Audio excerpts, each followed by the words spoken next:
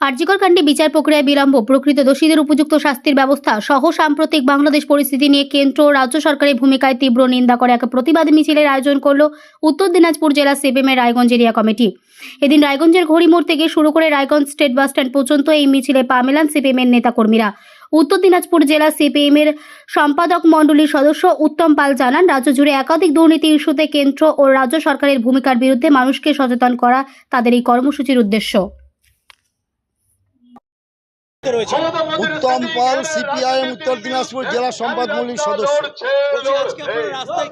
আজকে রাস্তায় গোটা দেশ জুড়ে যা চলছে, আমাদের রাজ্যে গত 8ই আগস্ট আরজি করে যে তরুণী ছাত্র ধর্ষিতা এবং খুন হলো, সেই খুনের সাথে যুক্ত সন্দীপ ঘোষ, টালা থানার আইসি অভিজিৎ মণ্ডল, তাদেরকে গ্রেপ্তার করা হয়েছিল। চার্জশিট এই সময়কালে সিবিআই কোনো চার্জশিট না দিতে পারার কারণে তারা জামিনে মুক্ত পায়।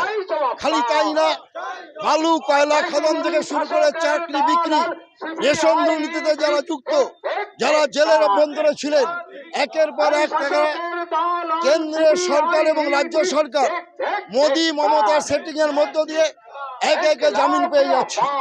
এই সেটিং রাজনীতির বিরুদ্ধে মানুষের ঐক্য গড়ে তোলা এবং গোটা রাজ্য জুড়ে এবার খুন সন্ত্রাস, মামলাদের ধর্ষণ, খুন, ইজ্জত সংগ্রাম লুট হচ্ছে, তার বিরুদ্ধে আমরা লাল ঝান্ডা গোটা দেশব্যাপী এই তৃণমূল বিজেপির সেটিং এর বিরুদ্ধে আন্দোলনে আছি, মিছিলে আছি।